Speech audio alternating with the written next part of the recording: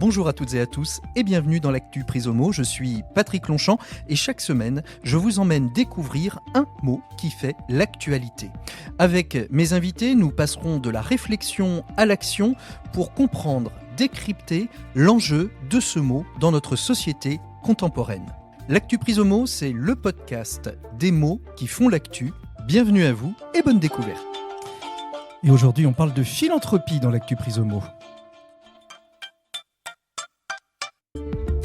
Un mot qui sonne doux, le mot philanthrope. Bien évidemment, on est un peu schizophrène. On sort à peine du Black Friday, du Cyber Monday, marathon de promo où tout doit baisser sur tous les prix. Et dès le mardi, on nous parle de Giving Tuesday, journée mondiale du don. On passe en 24 heures de combien j'ai économisé à combien je suis prêt à partager. Et au milieu de ce grand écart, un mot refait surface, vous l'avez compris, c'est le mot de philanthropie. À l'oreille, ça sonne doux, l'amour de l'humanité. Dans la pratique, c'est peut-être un peu plus compliqué, un mot qui sonne doux dans un monde qui chauffe.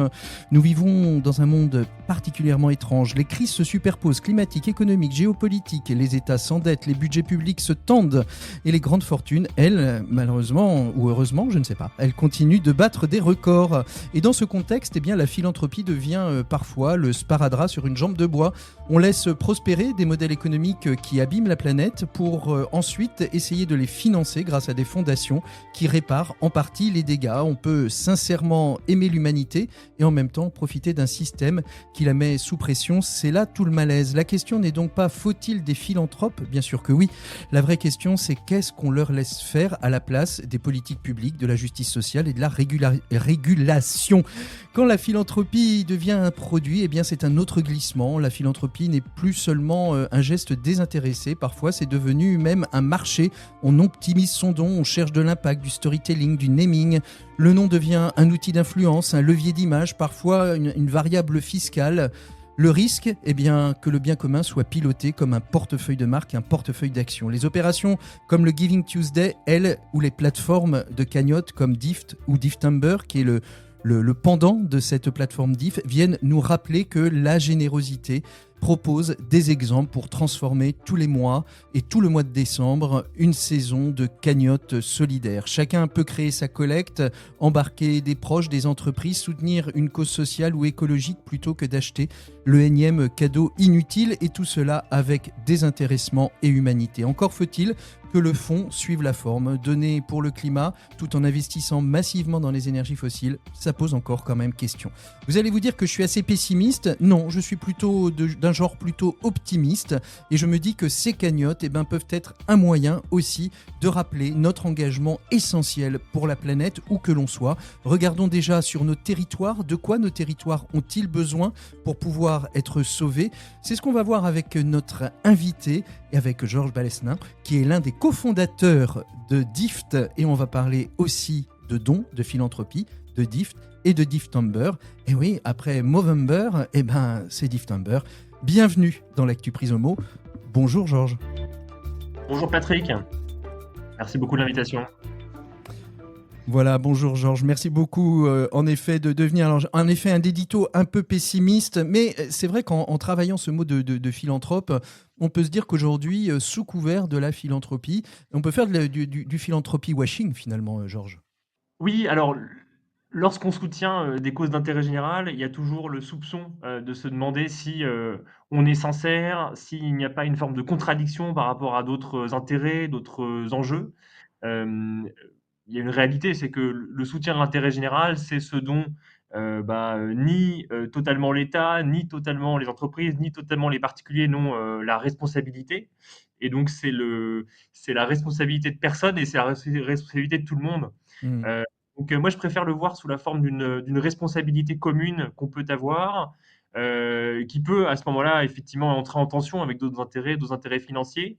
Mais je crois que ça doit dépasser les intérêts de toutes ces parties prenantes et donc on préfère le voir de manière plutôt positive. C'est-à-dire voir l'aspect de la coopération entre les entreprises, les associations, les territoires, plutôt que de simplement un biais. Et en effet, l'édito, mais il était fait pour aussi, de regarder un seul biais qui pourrait être un risque, c'est-à-dire que finalement, on s'empare de la philanthropie comme une variable d'ajustement ou en effet pour pouvoir se réconcilier avec des politiques et des stratégies d'entreprise qui parfois peuvent être décriées. Alors on va parler de Dift. Parlez-nous un petit peu de Dift. C'est une plateforme que j'ai découverte, qui est assez récente dans le paysage. Racontez-nous un petit peu l'histoire de Dift que vous avez co-créée avec Frédéric Mazella, qui est le fondateur bien connu de Blablacar. Oui, alors Dift, c'est une plateforme de dons qui est née d'une idée. Et cette idée, c'est de se dire comment on peut accélérer le financement des projets sociaux et environnementaux de transition. On est parti du constat qu'il n'y avait pas assez d'argent, tout simplement, et l'argent étant le nerf de la guerre, pour attirer les meilleurs talents, avoir les projets les plus ambitieux. On s'est figuré que c'était une manière intelligente et efficace d'aider à accélérer la transition. Et donc pour cela, on a construit Dift, qui est une plateforme qui s'est d'abord vue comme un pont entre entreprises et associations. Donc on a aidé 300 entreprises à soutenir des associations sélectionnées via notre plateforme. Et donc ça, notamment en remplaçant le fait pour des marques d'offrir plutôt que des goodies ou des points de fidélité classiques, de plutôt offrir des dons gifts, des dons cadeaux que chacun va pouvoir distribuer à la cause de son choix. Ça a représenté 20 millions d'euros en 3 ans d'existence. Et donc, on a permis de créer cette collaboration. Et cette collaboration, on y croit beaucoup, en effet, parce que d'ailleurs, c'est le 17e objectif de développement durable, ce sont les partenariats. Et je crois que dans ces sujets de transition, et j'y reviens, je pense qu'on a beaucoup besoin de coopérer parce que, en fait, nul ne détient seul les solutions. Il y a un fameux triangle de l'inaction entre les sociétés, les sociétés, l'État et se pointe du doigt. L'un devrait réglementer, l'autre devrait agir, les particuliers devraient acheter, consommer différemment. En fait, je crois qu'on passera tous ou on passera pas. Donc c'est pour ça que nous, on a voulu beaucoup insister sur ce côté partenarial qui implique effectivement d'avoir une approche assez positive sur qu'est-ce qu'on peut faire. Donc Dift aide ça.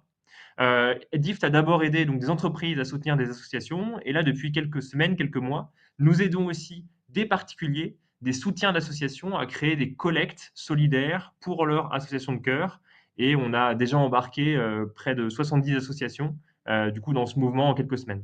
Donc, on le voit bien et vous prêchez un convaincu. J'en profite pour faire un peu d'autopromotion pour le podcast Comment vas-tu bien la planète qui justement creuse avec notre partenaire Le Rameau et tout l'écosystème du Rameau et de Charles Benoît Etzik cette question du partenariat. Vous lancez, comment il y a le mouvement Movember qui se termine au moment où on échange.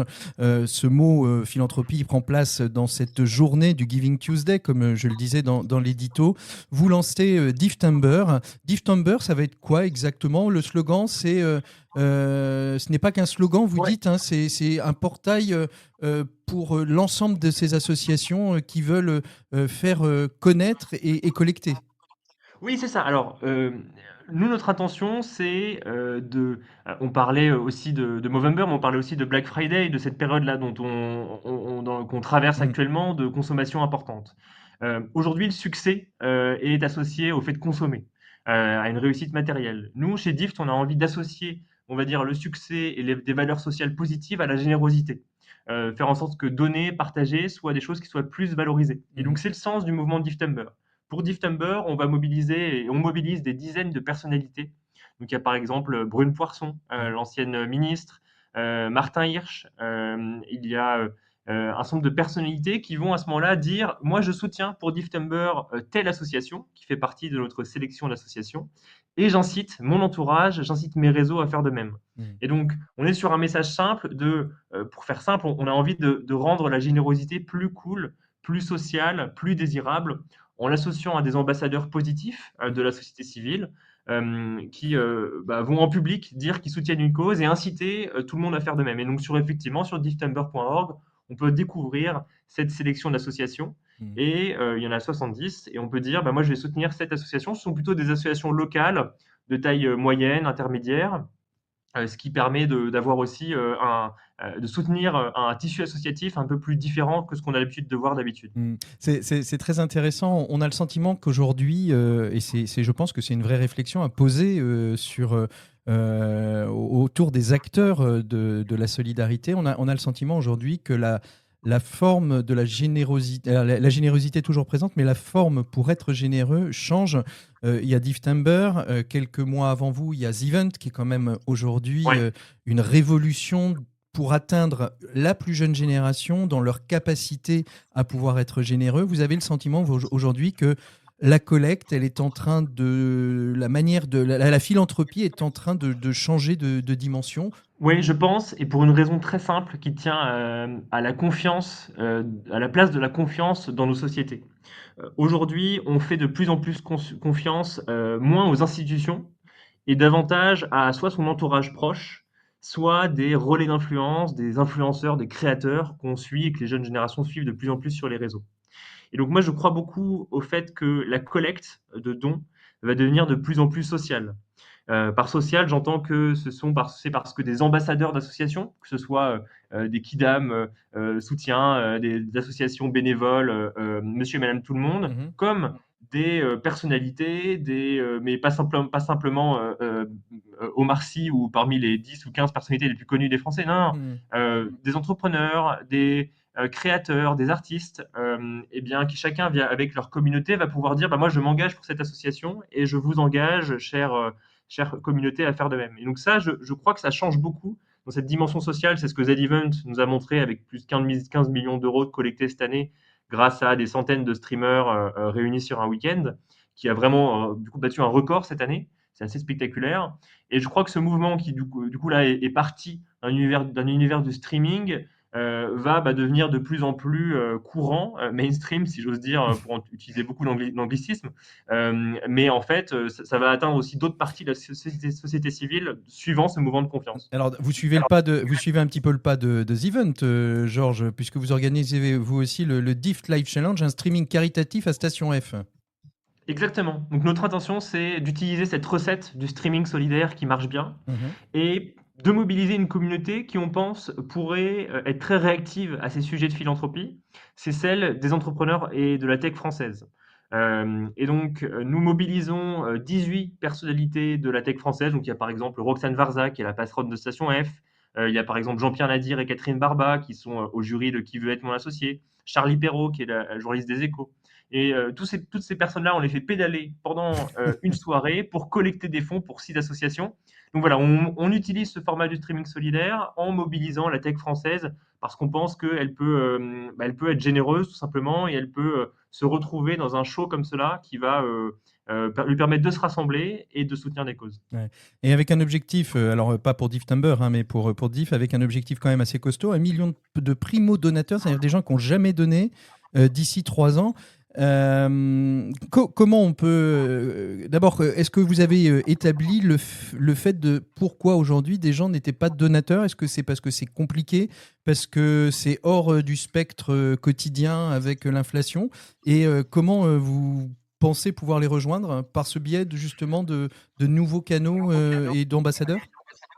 Oui, c'est vrai que l'opportunité en France, ça reste encore de convaincre des nouvelles générations. Aujourd'hui, le donateur moyen est une donatrice de 60 ans. Donc on a envie qu'il y ait des plus jeunes et que toutes les générations et tous les genres qui donnent. Pour cela, il y a plusieurs freins à lever. Il y a le frein de la confiance, mais pour moi, ça va se lever grâce à ce mécanisme d'ambassadeurs qui vont mobiliser leurs entourages.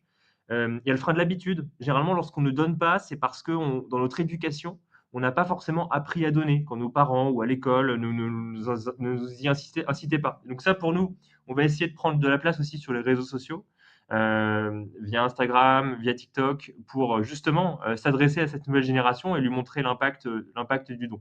Donc, pour convaincre tous ces primo-donateurs, il y a au moins voilà, ces deux leviers Mhm. de la confiance et de l'habitude à créer. Et à mon avis, ça va fonctionner, ça va marcher par des nouveaux formats dans l'esprit Z-Event et par le fait de décentraliser la collecte et de la rendre en fait quelque chose quelque chose de normal, quelque chose de socialement positif aussi. Vous avez prévu un petit signe extérieur comme la moustache pour Movember, comme le ruban rose pour Octobre Rose, un petit nœud en forme avec des couleurs de billets. Comment on se reconnaît pour les acteurs de Difftember? Eh bien, il y a le D-Cœur. Donc, notre logo, le logo de Difftember et de Dift. C'est un D où il y a un cœur qui est subtilement, qui dessine subtilement le D. Et donc, ce D-Cœur qui symbolise le fait que chacun peut soutenir sa cause de cœur. Et donc, on a quelques centaines, milliers de magnifiques stickers Dift. On a déjà des dizaines de soutiens de Dift qui le mettent sur leur portable, en fait, au dos de leur portable. Ça fonctionne très bien. Et donc ce décœur, qui d'ailleurs contient un QR code qui permet d'arriver sur difftember.org, permet aussi de signifier qu'on fait partie du mouvement. Et donc, à ce stade, on a pris le parti de pas forcément avoir un pins ou quelque chose qui se met, voilà, mais plutôt sur son portable. Donc c'est encore une petite nouveauté pour avoir ce côté un peu différent. C'est très bien. On dit que Dift, c'est la contraction de don et de gift. Donner et recevoir, c'est le principe même en fait de la générosité. C'est quand on donne, on reçoit, parce qu'on reçoit au-delà même parfois de ce qu'on a donné. Et c'est pas forcément de l'argent sur son compte en banque. Merci beaucoup Georges d'avoir été avec nous. On peut aller donc sur votre site dift.com. Allez, je fais ma petite autopromo de Difftember. Si vous voulez aider un média comme le nôtre, eh bien vous n'hésitez pas. On l'a pas créé chez vous la cagnotte solidaire. On l'a pas créé sur Dift, on l'a créé sur Tipeee. L'écodesolutions.info, si vous voulez nous soutenir, permettre de continuer des podcasts comme ceci pour un journalisme indépendant, sans médias derrière, ça nous aide extrêmement, donc n'hésitez pas, c'est le mois de la générosité, c'est le Giving Tuesday, vous pouvez le faire aussi, et puis évidemment, vous pouvez aller sur Dift et suivre bien évidemment tous les événements de Difftember qui sont sur le site dift.com. Merci beaucoup Georges. C'était l'Actu Prisomo, un podcast original de Mediadvise Podcast Studio. Vous pouvez nous retrouver sur le site de notre partenaire Mediatico ou sur les plateformes de podcast dédiées. Si vous préférez, n'oubliez pas de liker et de partager très largement. Vous pouvez aussi vous abonner à notre newsletter l'écodesolutions.info sur Substack où on se retrouve régulièrement pour donner toute l'actualité des acteurs et des actrices du changement. Merci à vous tous et à vous toutes de votre fidélité. À très bientôt, à la semaine prochaine. Au revoir.